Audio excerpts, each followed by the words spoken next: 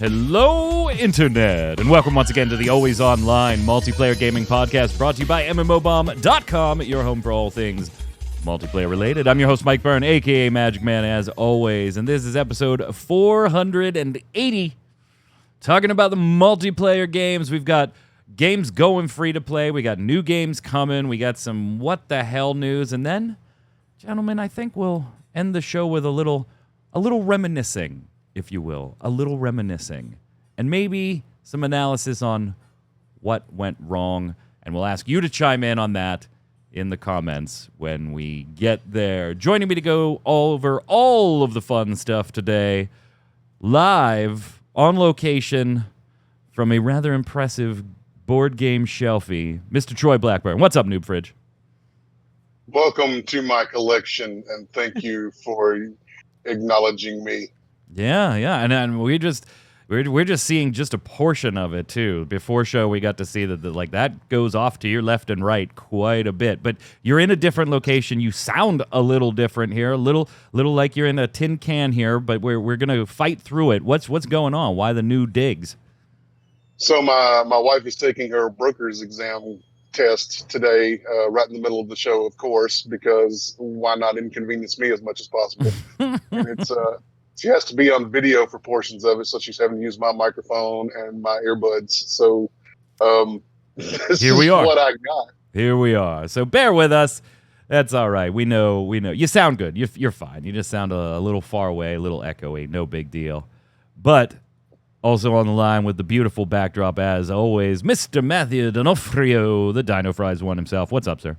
What's up, guys? Excited for the podcast. Let's go. You are. You're like high energy. Last time we had you on, you were like, yeah. Today you are rearing to go. There's some topics in here I think you like. That's what it is. Back home too. No puppy sitting for me, so I'm back on my high energy game. Hey, I know it's not all like multiplayer, but I've seen you posting some like reviews of games on your personal YouTube channel that you've been getting access to ahead of time. What's going on over there? What are you checking out? What can people come and see? Yeah. So I like to cover like indie games. I've been playing a lot of demos because the Steam Next Fest, I think it was called. They just put like a bunch of demos of these upcoming indie games out, so I've been checking out Wargroove 2, just like some Vampire Survivors like games, this game Beastie Ball, a lot of cute little indie games. They're like my favorite genre, so I've been covering a lot of them. It's been fun. It's Dino Fries over on YouTube as well? Dino Fries on YouTube, there that's right. is. Check me out. Go check it out. But before you do, we're going to get started with the news.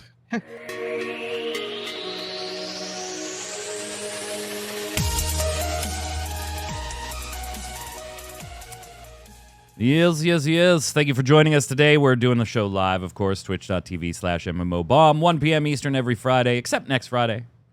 No cast next Friday. I'll be potentially traveling, so no cast next Friday. We'll see you the following week. If you're watching on YouTube, listening on iTunes or Spotify or anything, thank you so much. We appreciate the support. Throw a like, a comment, subscribe, notifications, all that good stuff. And if you like what we do here, make sure you tell a friend. Head on over to MMOBomb.com, review your own multiplayer games, and let everybody know what you're playing and what they should play. Speaking of multiplayer games, main news this week. Got a couple things here, including what some are calling the best battle royale you're not playing going free to play. Going free to play, Troy. NARAKA Bladepoint coming up on the 13th. It's going to be dropping the box fee as it heads into its second anniversary. And then it's going to be adding some new game modes, a 12v12. This is 60-person melee-focused battle royale. And on that day, going to be launching on the PlayStation 5 and introducing crossplay. So if there was ever a list of things that I would have thought this game already had, it would have been a PlayStation 5 release, crossplay, and probably free to play, but some of these games, these battle royales try to go with a box fee at first. But hey, 2 years without going free to play, and now going free to play. I gotta feel like that's a timing thing, not necessarily a hey, we're in trouble thing, Troy. I don't know. You talk about the best battle royale you never played, about the best royale you never heard of before. Yeah, well, I mean, it does have 42,000 people playing it on Steam as of this moment. So, like, I don't feel like they had to go free to play by any stretch of the imagination, right? Yeah, it doesn't sound like it. It sounds like it's just a thing where they're like, man, I'll tell you what, we could probably grow beyond what we already have. Maybe we're sustainable as we are, but maybe there's growth potential out there if we drop the box fee. A little bit of a drop over the course of the 2 years, Matthew. I mean, they started in August at 55K. They've climbed as high as about 61, 62K, and now the average players over the last couple of days or last couple of months trending at about 40K. But there has been, pretty much, hey, every time they drop an update, whoosh, they get 50 to 55 again, and then it peters off to about 38, 39, 40. So they've had this steady cycle of players, and they have, a little bit of a cash shop. So maybe it's not necessarily the players, but they look at it going, yeah, everybody bought the box, and nobody's really buying much of anything else. I mean, dropping to, you said 40-ish and having a peak of like 55, that's pretty good. I mean, Yeah. It's expected to drop. That happens to every single game. That doesn't seem like too big of a drop, and going free to play is for sure to probably double those numbers. I could probably see like them breaking into the 100,000 at least on launch day or the day after, going free to play. I'm surprised. I don't know many or any at all battle royales that you have to pay to play. I mean, free to play is kind of like the modern trends. I'm surprised it's still kicking. So yeah, I mean, I would try it if it's not free to play. I wouldn't have bought it, but I would try it now that's free to play. Yeah, and one of the big selling points, I think, to the box was, we've seen other battle royales where Troy, we look at them launch with a box fee and we're like, yeah, you're out of your mind. You need to remove that box fee ASAP. Yeah. Like ASAP. You are not a game that's going to survive. NARAKA, very high quality visuals. This kind of like over the top martial melee style combat. So two things that kind of set it apart from a lot of battle royales already on the field there. That, you know what? Okay, if you're producing a high quality product that does have this kind of niche, yeah, you're a battle royale. At your heart, you're a battle royale.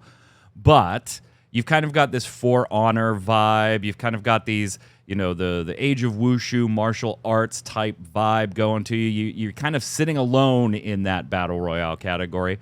All right, if you're going to produce high quality, I'm okay with the box fee. And they've been on Xbox One, the Series X, and the Series S, and here we go to the PlayStation 5 launch. The numbers we were just talking about were just the Steam side of things, by the way. So that's going to get even bigger, and adding crossplay to it, celebrating the second anniversary with a ton of events. Like most games we cover on this site that they say, hey, they're going to go free to play, we're like, yeah, you need to. This one, I'm like, you know what? I feel like they're taking the Rocket League approach, right? Where they went free to play, not because they needed to, but because it was going to enhance what they were offering at the time, right? They weren't on this, oh God, we're down to 5,000 players and not making any money. Let's go free to play and hurry up to try to save it. I feel like the team is behind the game is really intelligent, just like when Psyonix was picked up by Epic and they said, you know what? We're kind of even keel. We're doing what we do. We're making steady revenue. Now let's make it free to play and see if we can open up the floodgates for a little while. It'll be interesting to see how it works out for them, especially for a game that does have a player base with the box fee. There again, I think you've got a little bit of a problem where a lot of folks maybe haven't heard of you as much, and you're not as big a name as something like Apex Legends and things like that. So it'd be interesting to see how it pans out for them, especially dropping the box fee. I could see that maybe being something that gets big on Twitch or something for at least a little while, and she's a big booming player base. The game is gorgeous. Every time I see videos, I'm like, Matthew, I should probably try this. And then I'm like, it's a battle royale. Never mind. It's a battle royale. It looks good. It honestly looks really good. I think battle royales that aren't FPS or at least third-person shooters are just like a little bit more niche than what people are used to playing when it comes to battle royales. So I do think that's cool. And I mean, yeah, I would try. I personally prefer games like this with swords and stuff as opposed to shooting anyways. Yeah, but Plus it looks really good. And the problem is the ones we have seen weren't very good, right? Like Skyforge tried to do a battle royale. That lasted, I don't know, like 48 hours. Ashes of Creation tried to do a melee-ish battle royale. There was another one. What? There was a melee battle royale. Let's see if I can find it. That I actually thought wasn't too terrible, but then it just kind of went away real quick. Maybe chat can remind me on what that is. I'm drawing a total blank. Jason and I played it quite a bit. Rumbleverse? No. That's more brawler. Or no, that is battle royale, but that was like cartoony battle royale. This was like high fantasy type setting. I can't remember. No clue. Yeah, it'll come to me like 40 minutes from now. Don't worry, I'll get it. When I search melee battle royale, NARAKA comes up. Yeah, it's like it's the only one now. So it's the only one. If they are like the melee battle royale, then clearly they have something good going. Are there any melee battle royale games? Answer: it's called NARAKA Bladepoint, and it rules. That's what I saw. Yeah. That's what you got to do, though, in an overcrowded market like battle royales. You got to do something different, something unique. No, it wasn't the vampire one. It wasn't Blood Hunt. That's FPS. Well, third-person shooting, not first-person. But that is going into maintenance mode. It was a high-fantasy sword and board one. The characters had unique-ish abilities, and I can't remember. It'll come to me. Zeus's Battleground? What's that? Zeus's Battleground? No, I feel like it was in an IP that we know. Was there a Bless battle royale? Jesus. It wouldn't surprise me. No. There's a Bless everything else. Valhalla. I don't know. See, now this is driving me nuts. Maybe it was Age of Creation Apocalypse. Yeah, it was. It was. I just took a peek at our first look video. It was Ashes of Creation Apocalypse. That didn't last very long either. I'm definitely going to check this out. And even though, I will say this, even though it's a battle royale, gang, they're putting a 12v12 mode, kind of capture the point type thing in the game. And there are PvE elements. They, just in the last year, they started putting out like seasonal PvE narrative story stuff in there with like different boss battles and things like that. So there's a little bit of everything here for everybody. I'm with you, Matt. It's not something I ever would have shelled out the cash for personally, but I will absolutely check it out free to play. And it's on the 13th. On the 13th. Yeah, no stream or show next week. So the week after, yeah, I'll stream it. We'll check it out together. Other upcoming items, and this one I think is a bit interesting. I've kind of had it on my radar thinking, Troy, this is one you and I might like to check out because we like the concept of the Division and the Division 2, but not necessarily the execution all the time. Pioneer, if you've forgotten about this, is an action MMORPG coming out from GFA Games. Still supposed to get into testing sometime this year. Was originally kind of supposed to release this year, but they never officially said that. And across all platforms, if they go multi-platform, which there's still licensing stuff they're discussing, it may not launch this year, but will go into beta testing this year. They dropped all kinds of new info, including PC specs, Matthew. What's it looking like here for you? You're watching the Awakening trailer, by the way, is their new gameplay thing. Yeah. Well, first, is it Pioneer or Pioneer? Because I wrote this article and I don't. Is it Pioneer or Pioneer? Yeah, because it's just Pioneer. but that doesn't sound Pioneer. I don't know, but that Pioneer, bothers me. I'm Pioneer. not gonna play it just for that reason. No, I'm kidding. I'm out. Um, no, like as I said before, I don't like first-person shooters, but this looks cool. I actually really like the graphics. It seems like at first I'm like, oh, this is just Fallout or whatever, but no, there's different Yeah. look to it, and I actually think this looks super cool. I wouldn't buy it, but if it's free to play, I will check it out. Well, so here's the thing. I'm going to give you some details right now, Troy, and you tell me whether these are good things or bad things for this potential game, all right? The distribution model is buy to play. At least at this time, it's buy to play. I'm out. And it says, their thought on this is, we believe that free to play, despite its name, is in reality the most expensive format for a player. We respect our future players, and we do not plan to add any items other than cosmetic to an in-game store. We also understand that buy-to-play can look like a pig in a poke for this reason. We're planning to add a free trial period to the game so that you can get acquainted with the game before you decide to purchase it. Have they announced a price yet? They have not announced a price yet. Like I said, it's still even just beta doesn't have a Yeah. date besides by the end of the year. But buy-to-play, cosmetic cash shop, free trial version for you to check it out before you shell out the cash. Thumbs up or thumbs down based on what you're seeing so far? I'm going to say, for me personally, it's going to be a thumbs down, just because a box price for something that looks cool, but that I'm not like just waiting with bated breath for. I don't know that I'm going to shut up box price. Now, with a free trial, I might check that out. Depends on how limited that free trial is going to be. Are you going to get to play for 10 minutes and get to level 2? Then no, you're not going to sell me on your game. But if you're going to let me play for a little bit, maybe with some restrictions here and there, then you could potentially get a sale. This is not going to come across as a $70 game to me. I'll go ahead and tell you that right now. It does look good. I like the setting. It's a little brown, but other than that, I like everything that I'm seeing in it. But I don't know that I'm going to shell out $70 for a multiplayer PvE game. Yeah, and we don't know the price yet, obviously, and they may not even know the price yet, right? They're in there. Some of their Q&As they've talked about. We can't tell you exactly even what platforms we're launching on yet. There are still a bunch of negotiations and licensing deals to go there. They did kind of say, though, Matthew, that, hey, most regions will have multiple choices as far as where you decide to buy the product.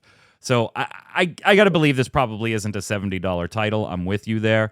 And as much as I am intrigued by what they've got going here, and some of the combat stuff that they've shown off on their website and discussed the way combat works, and the MMO elements that are in the game, which we'll talk about in a second, I don't know if I'd shell out the money, but as soon as they said we will have a demo, I'm like, okay, all right. I'm willing to hear what you have to say. I'm interested enough to download your demo, give it a whirl, have that demo sell me.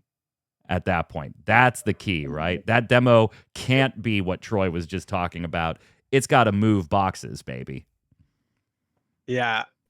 What comes to mind for me is New Worlds, because New Worlds was $40 at launch, but they allowed people to play for free for, I think, like a whole weekend or something like that, to, in my opinion, play it enough to decide if you wanted to buy it or not. I bought it at $40. I felt I got my money's worth for the time I put in.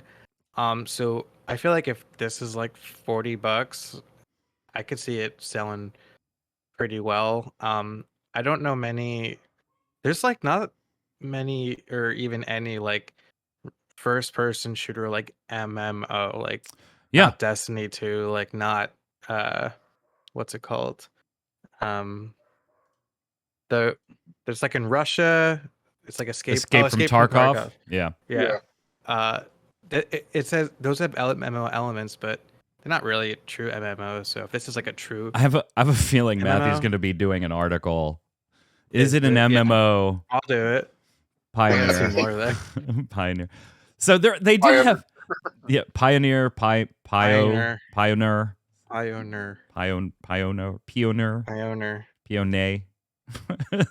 We'll put French on it. Why not? They do have 2 Q&As on their site. What's interesting, though, They were like interviews, right? So that's fine. I don't care about that. They have the question and the answer. The first one was posted back in December of 2021. And then the second one was posted in April of this year, 2023. Here's what's funny to me about the one posted back in 2021, their first Q&A new details. The answers are here, but the questions aren't.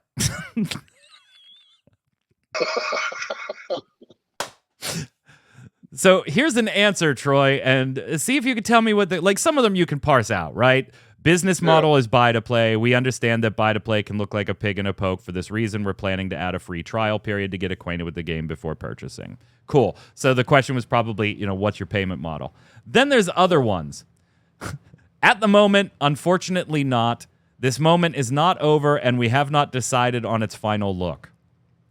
No clue. I have no clue what the question was. A combination, and now we can consider immediately a larger horizon, including DLC. Okay. At the moment, 20 people are taking part in the development, not counting freelancers, and we're in the midst of a big expansion. We are about halfway. So that was probably like team size question related, and that was back in 2021. When you get to the newer Q&A from earlier this year, we've got the questions, ladies and gents. we finally have the questions. And there are some things I want to get your takes on, whether you like these or not. They do have dungeons to raid after reading the max level. There's a huge number of story, co-op, and single-player dungeons that'll be visited while you do the main story and side activities. There's over 50 different types of quests with elaborate stories, or 50 different quests. Various quests in the game, both daily activities passed in a few minutes, and more expansive and comprehensive tasks, including longer quest lines. They said for comparison, you can take the classic side quest from the Elder Scrolls, the latest one, or Fallout. In narrative structure, the game is very similar to those types of Bethesda games. PvP takes place in certain zones and can be done by a clan. Killed players can have their resources and equipment taken away, but not everything, and you can claim your stuff if no one has picked them up yet. But again, this is all in very particular zones. There is a karma system for dealing with griefing, stuff like that. And yes, it is being tested for controllers, not surprising since they are considering console releases too. So just some of the things in the QAs there. Troy, are you now thumbs up or thumbs down? What do you think? I'm okay with the PvP stuff, the partial loot PvP stuff, as long as it's restricted to certain areas. It wouldn't be why I played the game. If I want to play a PvP game, I go and play like a straight PvP game. I look at this and I'm like, I couldn't care less about your PvP. It is. Yeah. I'm here for the quests and the story and the dungeon-esque stuff with Matthew and I running around in an apocalyptic wasteland. Don't you PvP me? Don't you No, we don't do that here. Absolutely. Keep that restricted in zones where people who want to do it can go do it. Leave me alone with it. Matt, you like what you hear about the PvE portion of things, knowing that you're not exactly the first-person shooter PvP type? Yeah, everything sounds good. Just gotta wait and see, I guess, at this point. But definitely something to keep on your radar. I think so. I think so. It's one of those like, hey, name. small team doing something neat here. Let's see if it pans out type deals. Hopefully they rename it. Yeah, I'm not thrilled with the name either. That's a good call. That's a good call. Hey, finally, in bigger news this week, the Netherlands, the Dutch from Netherlands, may actually be banning video game loot boxes soon. Now, this isn't new for that country, right? This is not new news for Netherlands. What is new here, though, Troy, is the angle that they're taking. Remember, Netherlands tried to do this through their gambling laws. They tried to portray them as gambling the way gambling's defined in their laws and say it doesn't meet the standards for our gambling requirements, therefore they should be banned. However, that did not fly upon judicial and legislative review, where they said, yeah, technically though, it's not gambling. Like there's no extraction method to get the cash back, and so there's no real gambling here. You can't do it this way. So instead, according to Leon Wise Yao, and reported on by Games Industry, the government is still going to try to ban them. They're just going to go a different way, a different legislative way. They're going to try to say, hey, that they may not be a form of gambling. However, this does manipulate children into making purchases that maybe their parents aren't aware of going on at the time, which is not something you can do. They're going to try and do it through some other laws, which honestly, if this was the angle they wanted to take, was probably the angle they should have gone with first, right? Like, it was unlikely you were going to, even though they are gambling, from a legal definition, I don't think you can ever really prove they're gambling. Mm-hmm. Yeah, always, whenever you want to get something done, always make sure that the children are the victims. then stuff will be done. Save the children! We must save the children. They are our future. I know you're not, at least from my gathered the last time we talked about loot boxes, Matthew, that you're not generally a fan of this type of angle. Like, you're not opposed to age restrictions and things like that, but a flat out banning, you kind of look at loot boxes a little more positively than some of us.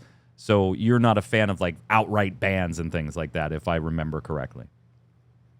It's definitely good to ban them for kids. I totally agree there. I just like the only thing I like about loot boxes is that when you can earn them through playing the game. But then to me, there's no gambling if it's just like an in-game reward. The ability to buy them, I don't really buy them, so it doesn't really affect me much, and I can definitely see how they're dangerous. I guess, you ban them, then you can't earn them through in-game rewards anymore, but I don't feel like games even really let you do that anymore. So at this point, it's like a all or none thing, and I'm good with none because, there's just there's so much more bad than they are good. Yeah. Rocket League is one of those games that does loot boxes still, but you can't buy them. Like, they are simply rewards for daily quests, weekly quests, your season pass, getting the loot drops like that that have a random chance. You can't manipulate, you can't take credits and convert them to this and do this, and then, you just get them through gameplay and just get them 100% the way then. And if loot boxes are banned, then Rocket League wouldn't be changed, right? Because there are loot boxes, but you can't buy them. So yeah, it's just a random reward for completing the get 10 shots on goal quests and stuff like that. Yeah, we'll see. I mean, this is going to be their next foray into trying to do this, but it hasn't panned out so far. Matt's all about that laissez-faire life. Is that what it is? He's just like, yeah, loot boxes, whatever. Now, moving on to some what the frick WTF news this week. Troy, Ubisoft getting into another game you might be interested in, right? I know you really loved Ubisoft Quartz and how NFTs were used in Ghost Recon for about a day before they ended up removing that. What's going on here? What are you watching, big guy? Well, they're looking at making another NFT blockchain game. Champions Tactics Grimoria Chronicles. That's a mouthful. And they're working with Oasis Blockchain on a little endeavor on a free-to-play game that is coming soon, quote unquote. Never mind that they didn't learn with Ghost Recon Breakpoint that necessarily a good idea.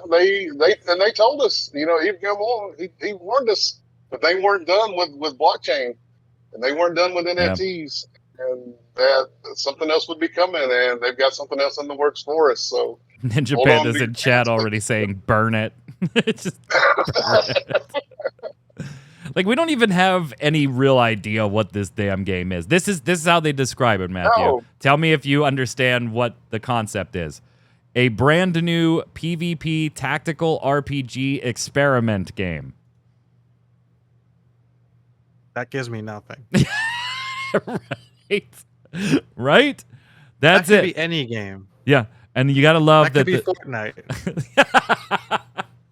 You got to love that the trailer here is just like some camera panning and then looks like some dude was painting miniatures and like wanted to put them in the end of the video. It's like, can I put my minis in here? Oh, hey, it's total sidebar. Troy, are you just getting into painting minis? Yeah, I got into painting minis a few years ago, but I didn't stick with it very long. So now I've got a game that's a darkness too, where I'm kind of getting into painting the minis. Yeah, I saw you. I saw you tweet out a couple pictures and stuff. I literally just started too, so we're in this learning phase together. I've like always wanted to, and I'm like, I'm not good at this, but I'm trying now. I bought a few things, and I'm like, I'm sick of playing this game with gray pieces. Let's do it. Actually, you can't see it, but the table that I'm sitting at is covered in miniatures where I've been painting. Nice. Yeah, Champions Tactics, sure to be an absolute cluster, or the best game ever, one of the two. I'm going to lean towards the first one. 40 CSGO trader accounts, Matthew, have gotten the boot. They've been banned. Trading skins, not allowed to do it. And because of those 40 bans, almost $2 million in skins are gone. Whoa. Gone. That's crazy. 2 million in skins gone. Does Valve keep that money? Well, I mean, it's not money, right? Like, it's the skins sitting there waiting to potentially be sold or gambled for, I guess. Right. Yeah. Evolved in illegally laundering crypto through the site in questions. Yeah, that's just good news. I mean, that's interesting for sure. Yeah. Good news. So 10 skins? I don't know. Like, how many is it? Are CSGO skins? I mean, usually I think they're only a couple of bucks a piece, right? I mean, there's some super rare ones that I'm sure are very expensive. Right. But generally speaking, they're a couple bucks a piece. I don't know. Whatever. Good old crypto. And I know, Troy, you're looking out for your Overwatch story mode that's coming soon for 15 bones. And then you have another one coming a month from then, right? Like, they're going to do it every season. They're going to add story. Boy, you would think so, wouldn't you? Right. I mean, unfortunately, that is not the case. They have flat out said, do not expect more story modes next season or the season after that, and didn't promise it for the season after that. Good grief. Yeah, this coming from the man, the myth, the legend themselves, Jared Ness, talking over on the Eamon GG stream.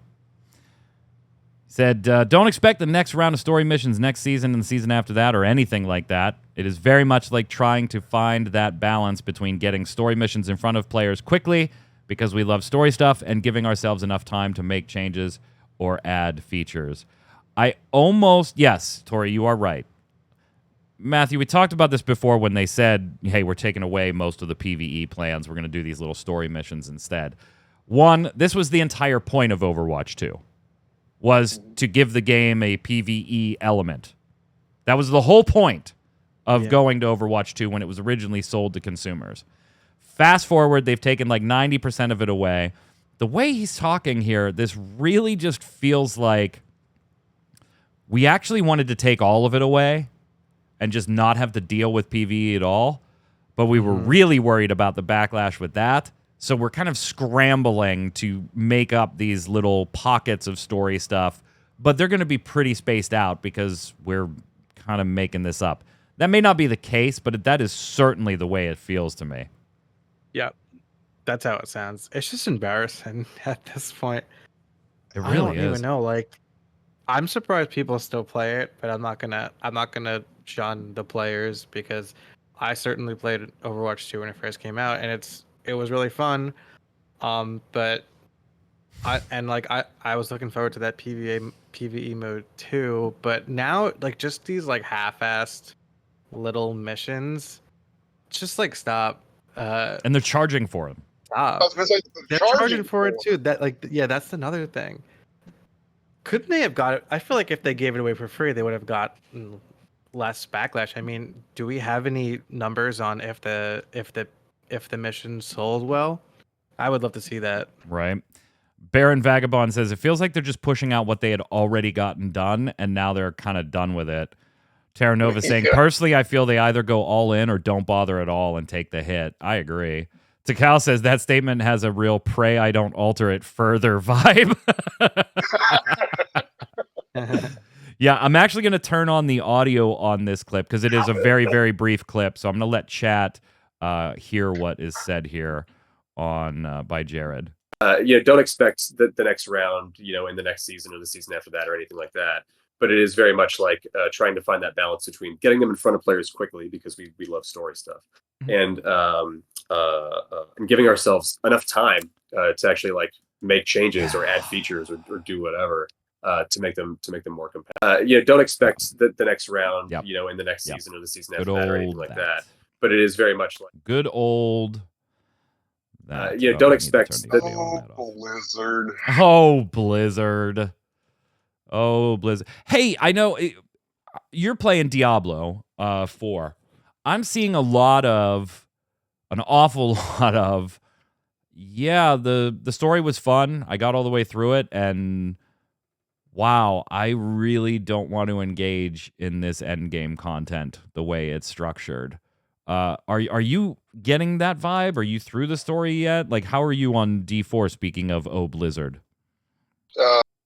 Finished the story and the campaign and hit level 50, and I kind of disengaged from it at that point. The rumblings were already there as I was leveling up because there were people that were a lot faster than I was, and apparently I'm a lot faster than Zista is. But there were already rumblings that the end game wasn't something that people were enjoying that much, and when I got there, I just couldn't be bothered to be honest with you. And now you have your seasonal content coming too. Yeah, with seasonal content coming, I've got a buddy who thinks that the seasonal content will liven things back up for us, but I don't know about that. I've got a lot of expansions to play in other games. I'm still working on the Elder Scrolls expansion. New World just dropped a new content patch yesterday, so I've got a lot of other stuff to do besides just grind out a bunch of BS for no reason. We found out a lot of stuff about Microsoft and Sony and some other companies from the FTC hearings, and we've discussed that last week in depth. But one that I wanted to throw on here that we just found out through some of the documents and everything is that there's a reason Roblox has never been on PlayStation. And the reason was, at least according to some of these documents, was that Sony kind of viewed it as this could manipulate children, and we want to just keep that players under 13 safe in the PlayStation environment. That the Robux and in Roblox and stuff and custom-made games could be either exploitative to actual child players, or some of the accusations against Roblox with children content creators like being funneled through. So they just kind of wanted to stay away from the whole thing and just say, you know what, it's probably safer if it just wasn't in our environment. There wasn't a chance to exploit a large number of children playing on the console. Now, it seems they might have lightened up on this one a bit, Matthew. PlayStation head Jim Ryan saying that the company has, quote, been conservative for too long. And now they're engaging with the people at Roblox to potentially, at some point, bring Roblox to PlayStation. Is that, looking back, saying, hey, Roblox has been under fire for the last year for a number of different allegations of this stuff, and they've made advertising changes and things like that. Whether you think the changes in full are enough or not is a totally separate topic. But is this PlayStation looking, saying, hey, Roblox is making some changes that maybe make it safer for our environment? Or is this Jim Ryan going, look at all that cash? Yeah, for sure. It's the I don't think their stance not to have Roblox on the platform they're just weighing out like, okay, money versus like public image. Like if having Roblox on, so anti-Roblox is really good right now. Let's be anti-Roblox. Oh, Roblox is getting better and it's still making a bunch of money. Okay, now we'll be pro Roblox. They don't have any morals. They're just doing whatever makes them the most Let's money. be I mean, honest. Those kids they're trying to protect are on Call of Duty screaming and cussing save the everybody. children. Yeah. They're on Call of Duty. They're on Fortnite. My daughter, who is a Fortniter and a Call of Duty player occasionally, like she's not hardcore about either, but she gets on these kicks, right? Where every day I'll see her playing Call of Duty on my PlayStation 5 for a week and a half, and then she won't play it at all. Same thing with Fortnite on her computer and everything. But like my 16-year-old daughter, I'm walking through the room and she's like, she's not on headset, so she's just talking to herself, but like she's muttering like under her breath when somebody kills her and stuff like that. Like the stuff it engrades. I've been in the kitchen when I hear her, "Oh, you douche!" And I'm like, they can't hear you, and you're 16. Stop calling people douches. Cut it out. Cut it out. I guess it could be worse. It could be worse. But Could be worse. She could be playing Roblox. Yeah, she could be playing Roblox. She could be True. She does. She's a Roblox fiend. She loves like the Roblox jump puzzle stages that people create and the races through. She's been corrupted, Mike. Oh, she's totally corrupted. Yeah, 100%. Roblox, Fortnite, Call of Duty, they all got our hooks in my daughter. They just keep having to teach them these monetization schemes are manipulative. This is not the way it should be. Go buy a game for $50 and be done. Be done. Remember the days. Remember the days. Gentlemen, I thought we would end the show before we head over to the weekly bombs, talking about dear lost friends. You know, dear lost MMO friends. At least for me. At least for me. There was a video put up this week by Timothy Kane. Timothy Kane, if you don't know, worked on many, many projects, Fallout, lots of high-profile stuff. Was the design director, eventually became the design director for WildStar at Carbine Studios. And we put up an article with his video and some, thoughts on it, where he was talking about why he left Carbine, because it's one of the only 2 projects that he left prior to the game actually launching. This and one other. And, overall, he said, hey, Carbine paid great. Like, they were fantastic as far as the pay scale goes. But through conflicts with the design team, the art team, the management structure being, backing up this team or this team and putting these teams kind of at each other's throats, lack of clear direction, removal of classes straight out because the art department just couldn't do it in time, and just paints a picture of a work area you don't want to work in. To the point that Timothy Kane did end up leaving prior to the game launching. And that got me thinking, this is a really interesting video. Go to MMOBomb, watch it. If you care about WildStar at all, it's definitely an interesting watch. Well worth the, whatever it is, 24 minutes of your time. But when I look back at WildStar, like, it's real easy to meme on it, right, Troy? And just be like, oh, hardcore, right? Or, whatever meme you want to put in there. But I think there was an awful lot of good in that game. And some things that maybe if they had the chance to do it over again, wouldn't have done it the same way. What ultimately, in your book, caused WildStar to flat out fail and eventually have to close? Because I feel like there are a ton of other MMOs on the market that do things a hell of a lot worse than WildStar does that are still open.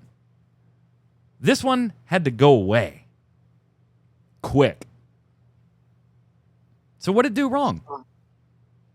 For me, the questing wasn't engaging. I finally did find a class in the engineer that I really enjoy, but it took me a while to get there because I was playing the things that I would usually play, sword and boards and stuff like that.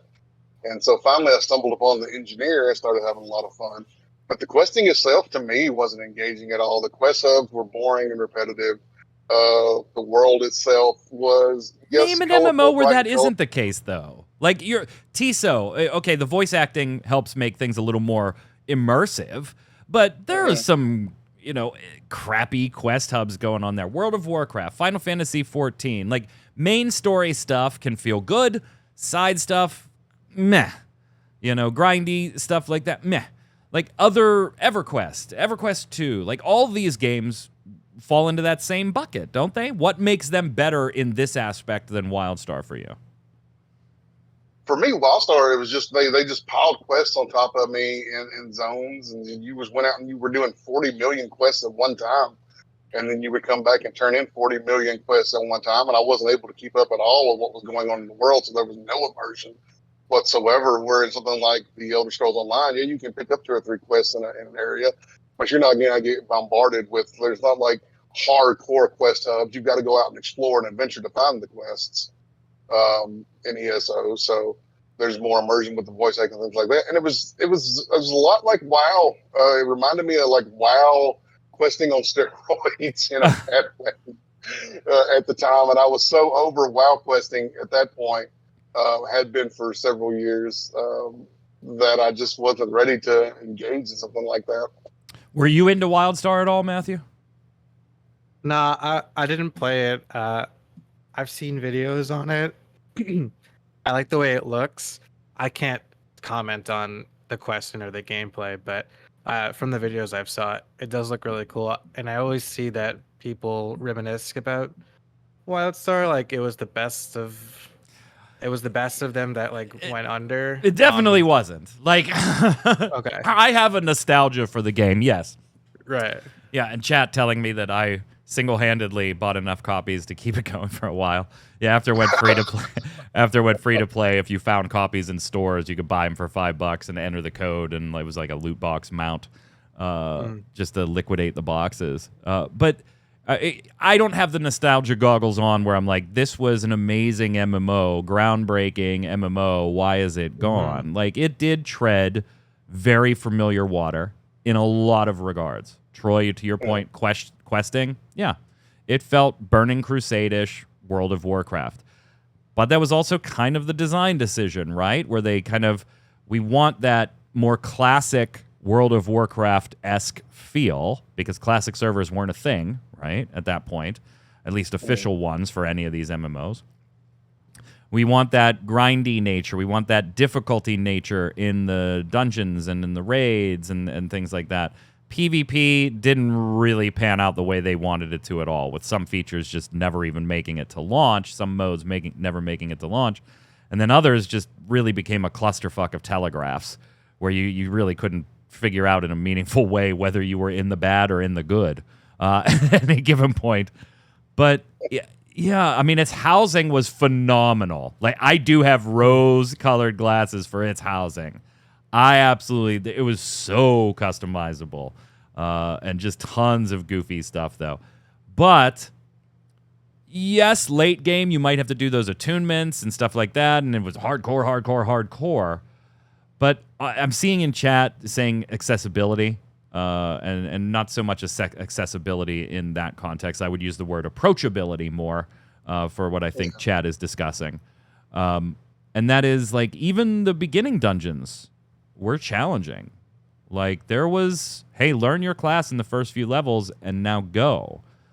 And the audience for MMOs had shifted at that point. It wasn't us in our 20s with extra time on our hands, willing to put in 6 hours a day or whatever to do these raids, to do these dungeons and stuff. The whole market shifted, and I saw somebody, I don't know who it was, I apologize, Ninja Pandas and Takal kind of agreeing, maybe it was just what the product was offering and the timing. I think it would do better now than it did at the time, in all honesty. And that's not like rose-colored glasses. I think if nobody knew what WildStar was, and it came in now when everybody is enjoying classic servers and more of what these games used to be, I think it would have a much better time now. Not to mention we're sort of in the middle of a drought of quality AAA games. I think WildStar would really stand out now, where it was really head-to-head with ESO, in all honesty, in this launch. Those two were coming out around the same time and launching around the same time and in development around the same time. And I remember always talking about one and then talking about the other. And it was pretty obvious even back then, one of these is going to be successful and one of these is probably going to fall by the wayside. And the discussion back then on Game Breaker and other sites was which one is going to make it. And I think a lot of people thought WildStar was the one that was going to make it. Yeah, and I mean, we got the Nexus Forever project, right? I mean, that's still a long way from being a fully functional version of WildStar with all the quests and everything like that. But that is up and running. You can go and mess around in there. It's a little janky as far as getting things to work, but it's in progress.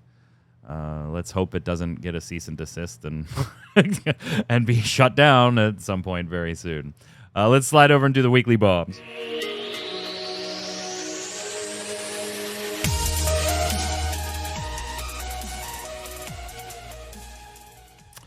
Time for the weekly bombs.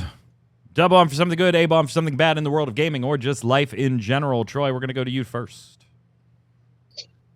We talked about Blizzard today, so I have to give an A-bomb to Blizzard just for being Blizzard. Oh, Blizzard. Oh, Blizzard. Can't you even accidentally they're kind of taking over for Ubisoft. They are. It's so bad. What do you got, Matthew? Dub bomb to New World for another season. I have not played again since quitting a little while ago, but I'm enjoying watching other people play it because the game looks really good still. Yeah, season 2 came out yesterday. I'm going to give a dub bomb to Ilphonic, makers of the Friday the 13th, the game. Yes, the game is not going to be for sale much longer, and it will be maintenance mode for another year after that, but you'll still be able to play at least. They are dumping a ton of just free stuff on everybody. Some of like the special kill DLC you still have to buy, but they have drastically discounted all of that stuff. But they are dumping a ton of free things. So if you never checked it out, it is awesome. Gun Interactive produced it. They didn't develop it. They produced it. And Gun is also producing the Texas Chainsaw Massacre asymmetric game that's coming out soon too. So maybe that'll work out. But if you want a bunch of free stuff in Friday the 13th, team's giving it away, and I like when they do that. From YouTube or MMOBomb.com, the house always wins. 8389 chiming in on YouTube. Good to see you. Haven't seen your name in the comments in a while. Nice to know that you're still there. Hope you and the family are doing well. House always wins says, A-bomb to my timing. This week I decided to get back into Guild Wars 2, bought the $50 package with all the expansions on it. Fast forward 2 days later, the new expansion was shown alongside with a big sale on all previous Guild Wars 2 expansions. Seriously, my timing is absolutely pitiful. I know somebody replied to you on YouTube, and I would tell you the same thing. Contact Steam or contact ArenaNet. If there's somebody in support has to fix that for you. That's a 48-hour window. Yeah, you haven't even, if you've never played Guild Wars 2 at that point, or even entered the expansions yet, they need to do something for you. Come on. Steam's pretty good at that stuff. Yeah, the ArenaNet's pretty good, and Steam will probably help you out. Sorry, yeah. Troy, go ahead. Takao says A-bomb to Microsoft for nerfing the Xbox Live Gold to Game Pass Ultimate conversion out of nowhere. They knew about this exploit for years, and in some cases, even seemed to encourage it. If you were going to change it, you were cool with it before. Why not give folks a last call before it's nerf warning? Yeah, but then they have to officially acknowledge it. So it puts them in a weird bind. What I didn't like is those prices are going up on most packages, including the Ultimate one. Ugh. Go ahead, Matthew. Overrisk 8699 says the bomb to Guild Wars 2. It's just awesome. Mike, set yourself a goal and go for it. That's what ended up unlocking the real fun for me in Guild Wars 2. I'll give you a very easy starting point. Map completion or finish the whole story. Yeah, Troy's and Jason always try to get me into Guild Wars 2 as well. Like, and I just can't stick with it. So maybe that is the answer, Troy. I just need to pick one objective and just go. and go for it. like let the rest fall into place, right? Maybe that's it. Thrax1920 says, already tired of Diablo 4. I'm looking forward to Wayfinder at the moment. Hey, their post on combat changes made us a little more hopeful than we had been coming out of beta. Hopefully, yeah, Matt, I know you like that when we put that article up. They talked about we're going to make some changes. So hopefully we'll cross our fingers. Go ahead, Troy, finish it off. Scabby Knees 99 says the bomb to Project Loki because I like MOBA style combat but hate playing MOBAs. Still hoping Core Punk releases soon. I'm waiting on that one too. But obviously the well-being of the team in Kiev comes first. 100%. 100%. Hey, question of the week last week was console players. This one's kind of for you. When it comes to console gaming, is there a console you prefer above all others? Do you buy or play all of them? Why? What's up? Scabby Knees says, question of the week, I don't play on consoles anymore due to a medical condition, but when I did, my perfect combination was supplementing PC gaming with whatever Nintendo console was around. Nintendo exclusives never leave their walled garden and are practically guaranteed to be great, if not the best, in some of their categories. Most other console exclusives eventually do get ported to PC. It's just a matter of whether it'll be a few years or the better part of a decade. Though nowadays you might need a couple of extra years before the ports even function. yeah, particularly if they come from Square Enix. Go ahead, Troy. Sujette, question of the week. I'm exclusive to the Switch and PC. They can stay it's not a real competitor all they want. Or excuse me, they can say it's not a real competitor all they want. But most games I'm interested in are on Xbox plus PC or PlayStation and PC, but not many Nintendo PC. Yeah, and that seemed to be a common thread in a lot of answers, even some of them that I didn't grab for the show today. Thank you all for your answers. Always put your weekly bombs and your weekly question of the week answers down there for the shows. That seemed to be like really common. I'm a PC gamer and a Switch gamer. Like, that's fair. Is that you? Mm-hmm. Why have you like never gotten into PlayStation or Xbox? Is it kind of the same thing? I'll just get it on PC whenever. I had an Xbox when I was younger because my brother had an Xbox, so I was just kind of like brought into it by him. But then I get to college and I wasn't really using my Xbox, but you need a laptop, you need a computer, so I switched. And then there's Nintendo just makes Nintendo exclusive only games, so I have a Switch for those games, which I still really enjoy. And for the most part, I mean, games are on PC. There are some Xbox exclusives, some PlayStation exclusives, but I feel like I have a pretty good range with just a Switch and a PC. That sounds like lacking for games on PC. Yeah, that sounds like title exclusivity does sell consoles, as long as it's Nintendo. It does. As long as it's Nintendo. Yeah. Go ahead, Matt. Take the next one. Sure. Ms. Fit Gaming, in response to the question of the week, said, so when I did play console, I stuck to Xbox, and mainly because most of my friends played on Xbox.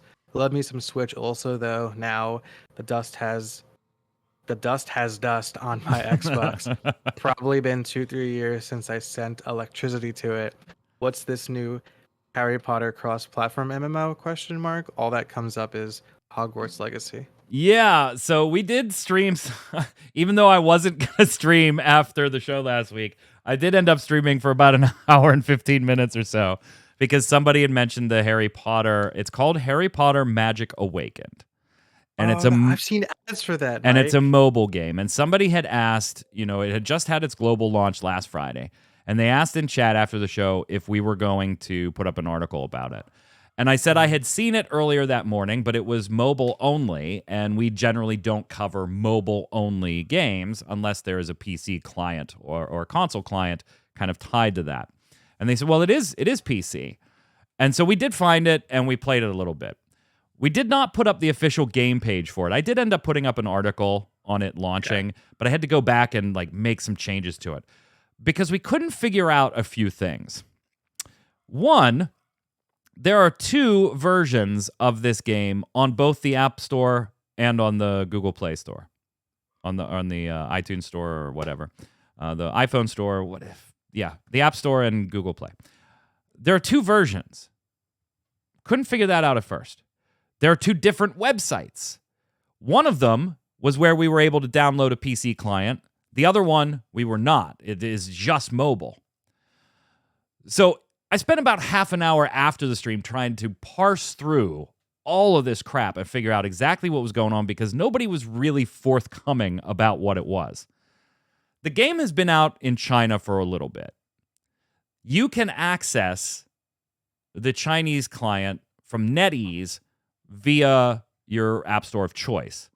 That version also has a PC version that you can attach to your NetEase account, and you can play on mobile and PC. The official global release, which is what launched last week, is published by WB Games, Warner Brothers, and that is only mobile right now. So if you go to that game's website, you can only get it on your phone. That's it. You can't get a PC client.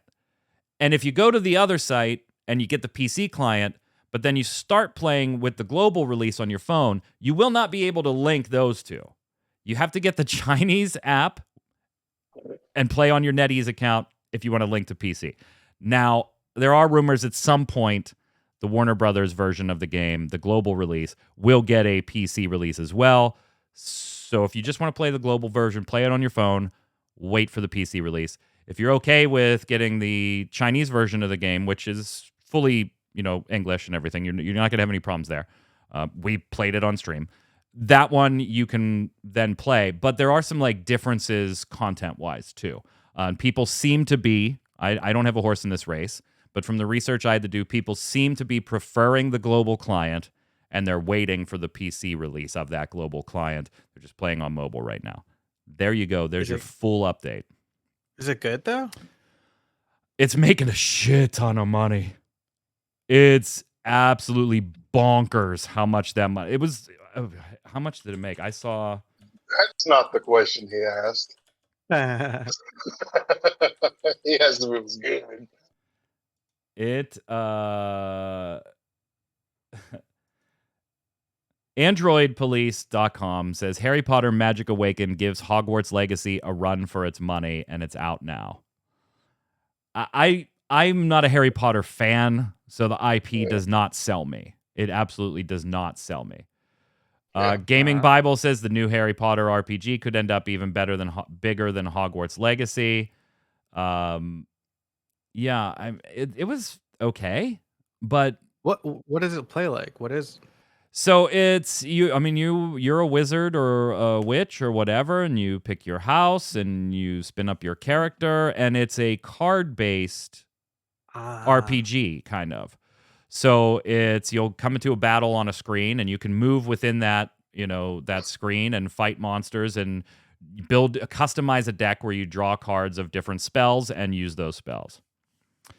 Yeah.